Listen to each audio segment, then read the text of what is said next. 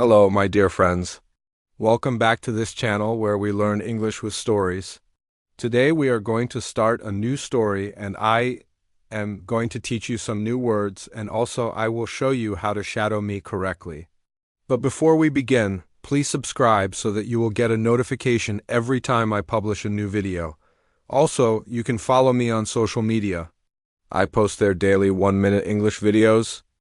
A long time ago, in a faraway land in a quiet village by the sea, there was a small inn called the Admiral Benbow. This inn was an old building with many rooms and nooks and crannies. The walls were thick and strong, and there were curtains over all the windows. This inn was perfect for hiding things or people. Jim Hawkins, a young boy of 13 or 14 years old, lived there with his parents who owned and operated the inn. They lived a calm and ordinary life, serving food and drinks to tired travelers and sailors. The village was peaceful and nothing unusual ever happened there. One day when Jim was sitting in the common room of the inn, he saw a large ship arrive at the harbor. The ship was tall and white and looked like it came from far away. The sailors on board were dressed in fancy uniforms. It was clear that this was no ordinary boat. Then Jim saw a man come off the ship. He was tall and rough, looking with a big beard and a deep scar across his face. He walked slowly and carefully as if he was in pain. Jim's curiosity grew and he wondered who this strange man was. His parents, John and Mary Hawkins, noticed that their son was staring at the man and they felt bad because they knew that it was rude to stare at others. So they told Jim to stop staring at the man and instead go and say hello. Jim didn't want to go at first, but his parents insisted, so he took a deep breath and went over to talk to the man. When Jim got closer, he could see that the man's face was very interesting. He had a long and deep scar that went from one side of his face to the other. It looked like he had been through many adventures. Jim also noticed that the man walked with a limp, which meant that he couldn't walk properly because of an injury to his leg. As Jim continued to look at the man, he realized that he was even scarier than he had thought at first. The man was holding a wooden stick in his hand, and when Jim got closer, he could see that it was actually a human bone. Jim quickly turned away and tried to hide his shock. He couldn't believe what he was seeing. "Hello," said Jim finally. "Hello, my boy," replied the stranger with a raspy voice. "My name is Billy Bones. Pleased to meet you." Jim smiled and introduced himself. Billy Bones then asked Jim if he could do him a favor and keep an eye out for a sailor with one leg. He promised to pay Jim a silver coin each month for this task. Jim was surprised, but he agreed without asking any questions. Billy Bones thanked him and walked away slowly. As Jim watched Billy Bones walk away, he couldn't help but wonder why he needed to keep an eye out for a one-legged sailor. Was it dangerous? What would happen if he found the sailor? Jim decided to ask his parents about it, but they told him that they didn't know anything and that he shouldn't worry about it.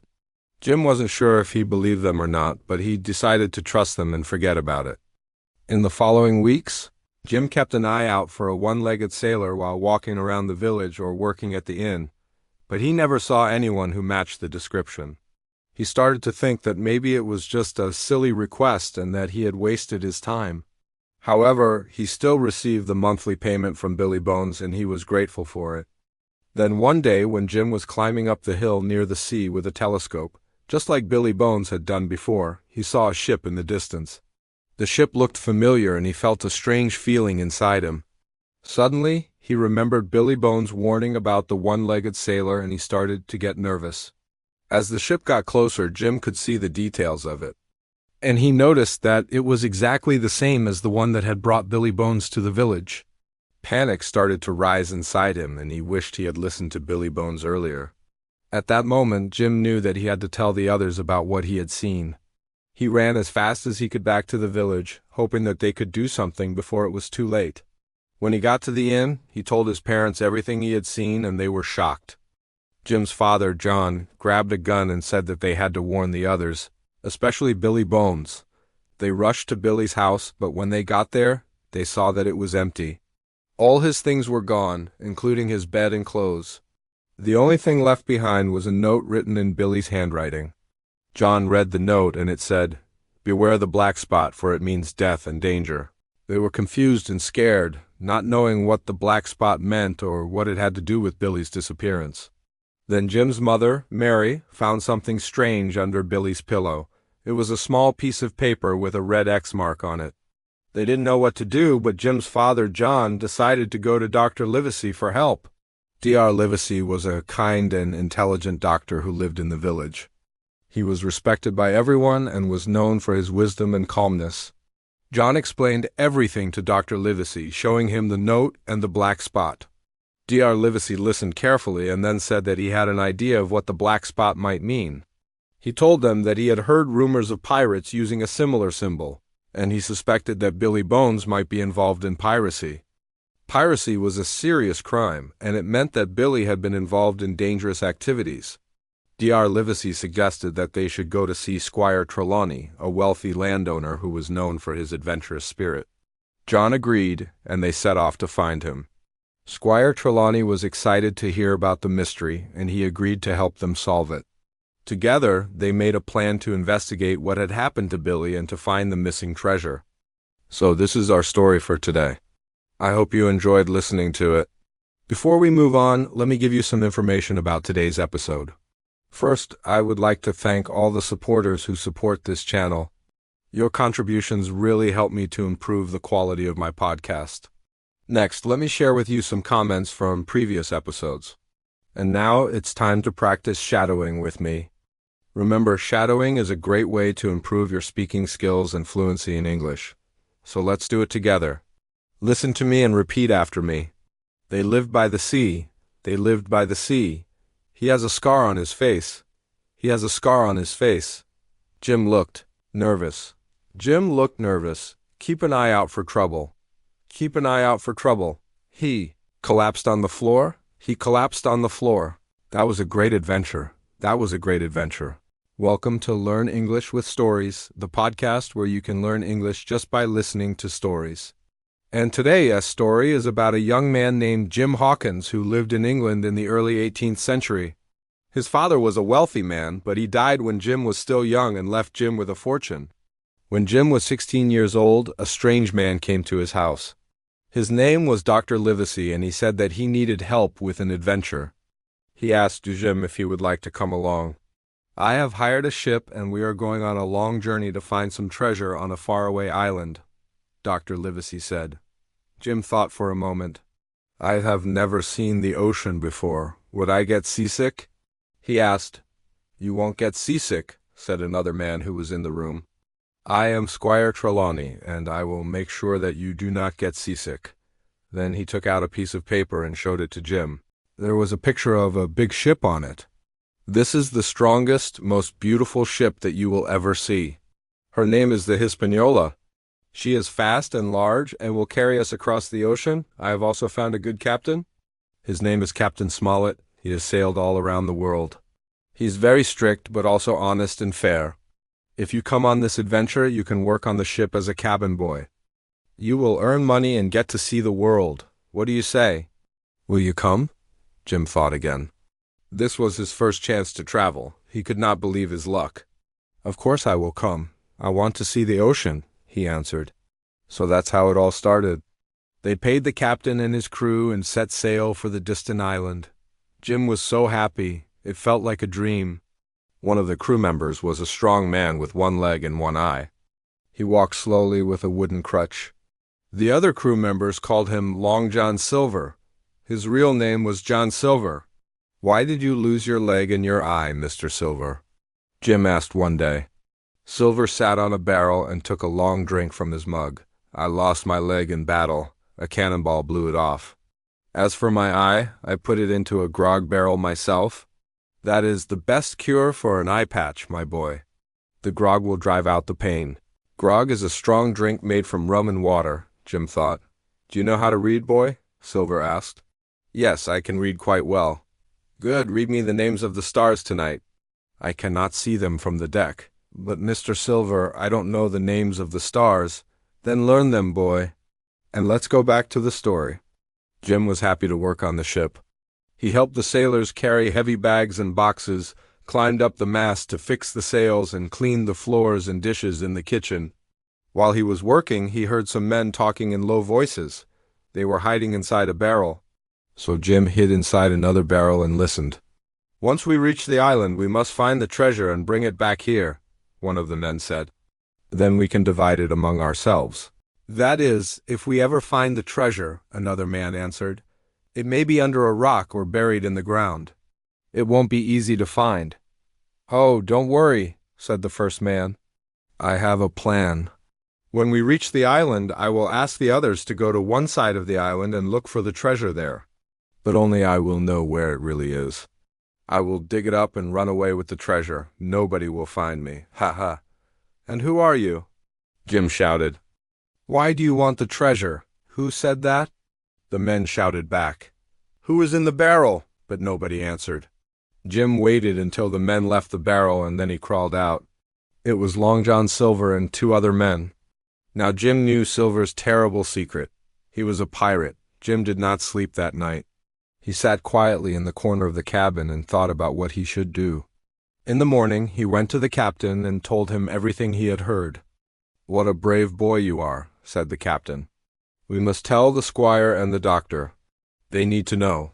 They went to the squire and the doctor and told them what Jim had heard. Pirates, the doctor said loudly. There are pirates on our ship. Don't worry, the squire said. There are more of us than them. We will defeat the pirates. But Long John Silver is a dangerous man. He has fought in many battles. Many men have died in those battles, the captain said. The next day, Captain Smollett called all the men on the ship. I know who the pirates are, he said. I saw them with my own eyes, and one of them is Long John Silver. The rest are hiding their faces behind their beards and bandanas. I'm sorry to say this, but the law says that I can kill any pirate that I see. Kill, kill, shouted some of the men. Wait, shouted Jim. I know who the pirates are. Let me tell you, Jim told the men everything he had heard. When he finished speaking, there was a moment of silence. Then all the men shouted and ran toward the pirates. A big fight started. The pirates ran away, but the others were faster. They caught Silver and tied his legs together. You are a pirate, Mr. Silver, the captain said. And now I will put you in jail? You will never put me in jail, Silver answered. You will all die. I swear it on my life. Oh, shut up, you fool, the captain said. Nobody is afraid of you. At that moment, Silver's parrot flew onto the captain's shoulder. Pieces of 8, it shouted. Did you hear that? The captain asked. His parrot talks about pieces of 8. That is pirate talk for treasure. There is treasure on the island. Maybe that is why the pirates went there, the doctor said. Yes, but maybe they are lying, the captain said. What do you say, boy? I think we should trust Silver, Jim answered. If the treasure is on the island, we should get it before the pirates do. And maybe we can get Silver to help us. You are a clever boy, the captain said. I will ask him a few questions. If he tells the truth, we will let him live. Silver's face lit up. You are wise to do that, Captain, he said. Long John Silver knows the way to the treasure, and that's where we will end. Part 2. If you would like to hear the rest of the story, please go to our website. Now let's talk about some of the vocabulary you learned in the story. Voyage, a long trip by ship. Strict, following rules exactly, not easygoing. Take over, to gain control, often by force. Right away, immediately, without waiting. Walk off, to leave a place quietly or suddenly. Stockade, a simple wooden fort used for defense. Restless, unable to stay still, impatient. Defend, to protect against attack. Now repeat these sentences after me. We went on a long voyage. Our captain was very strict. The pirates wanted to take over the ship. They went ashore right away. Jim walked off into the forest. The loyal crew stayed inside the stockade. The pirates became restless. They had to defend themselves from the pirates. This is a special podcast episode with extra slow pronunciation, so you can practice your listening and speaking skills. I'll go slower and give you time to repeat the sentences. If you want more Treasure Island stories, we have another episode available. Go check it out. Episode 23, Treasure Island Part 10. A fight and a secret. The battle for survival was long and hard. Again and again, the pirates attacked the stockade. Then they would retreat and wait until the men inside the fort grew tired. Then the attack started again. Gunfire rang out over the island. Smoke filled the air and mixed with the sounds of swords clashing and men shouting. But Captain Smollett and his loyal men were brave and clever. They defended the wooden fort. They made sure the pirates did not get the treasure map. Jim Hawkins, although just a boy, wanted to prove his courage. So one night he found a small round boat called a coracle. Quickly he got inside the boat. Then he paddled out to the Hispaniola, the ship the pirates had seized. This was the ship Jim and his father had come to the island on. Now it was controlled by the pirates. Getting closer, he saw a dangerous pirate. He hid and waited for the right moment. Then he jumped onto the ship and battled with the pirate. It was a scary fight. Jim was small. His sword was light, but he was quick. He managed to make the big man lose his balance. He hit the pirate with his sword. The pirate fell into the water and swam away. Then Jim took the ship. After a while, he brought the boat back to shore and sat down. He was exhausted but proud. In the morning, he told his friends what he had done. Of course, they were happy and amazed by his bravery. But they knew the danger was far from over. The pirates were still strong, and Silver played his clever game. Sometimes he was friendly, sometimes he was threatening, but always he thought of himself. Then one day the pirates asked for the map again. They wanted the treasure. This time Dr. Livesey gave it to them, but not because he was afraid. He knew something the pirates did not know. He knew the pirates would find nothing but trouble if they followed the map. When the pirates heard this, they cheered. They marched to the spot marked on the map and started to dig with all their strength. Sweat dripped down their faces. But instead of finding gold, they found nothing but empty ground. The treasure was gone. They had been tricked. Now angry and confused, some pirates ran into the jungle and were never seen again. Others collapsed from exhaustion. Still others surrendered. Their dream of getting rich was finished. Ben Gunn, the man Jim had met in the jungle, had discovered Captain Flint's treasure years before. He had hidden the treasure in a secret cave. It was still there. Some of the pirates wanted to punish those who had tricked them. They looked for Jim, Dr. Livesey, and the others, but they did not find them. The men searched the island for a long time, but the treasure had been taken away. Meanwhile, Jim and his friends worked hard to repair the stockade. They rebuilt the walls and fixed the roofs. They knew that at any moment the pirates could attack again. But luckily this time the pirates did not come. They did not have the strength for one more attack. Long John Silver was clever. He knew which side would win. So he changed sides once more. He pretended to help Jim and the loyal men. He smiled, he joked, he even fought against some of the pirates. But inside, no one trusted him. They knew he was too sly, too tricky. One night, when everyone was asleep, he disappeared. He stole a small bag of gold and vanished into the darkness. No one ever saw him again. The journey home. After 3 days, Jim and his friends sailed away from the island. The sea was calm and the sky was blue. But many of the men felt sad. They had fought battles, danger, betrayal, and death. They had seen greed ruin everything for the pirates. But they had also learned about loyalty and friendship. When they arrived in England, they became rich. Beyond their wildest dreams, gold, jewels, and silver coins, all the treasure they could carry.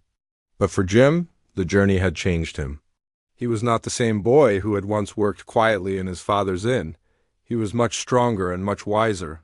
If you want to keep learning with us, please subscribe. You can download the podcast and listen anytime. You can also find transcripts and activities online. Key vocabulary, with examples and shadowing. To surrender, to give up and submit, to stop fighting. Example: the white flag means we surrender. Repeat: the pirates surrendered their weapons. 2. Seize, to take hold of something suddenly and forcefully.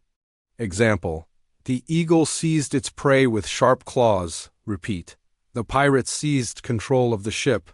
To collapse, to fall down suddenly.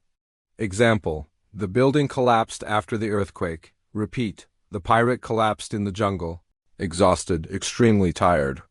Example: she was exhausted after running the marathon. Repeat: Jim was exhausted but proud. To trick, to deceive someone, to fool them.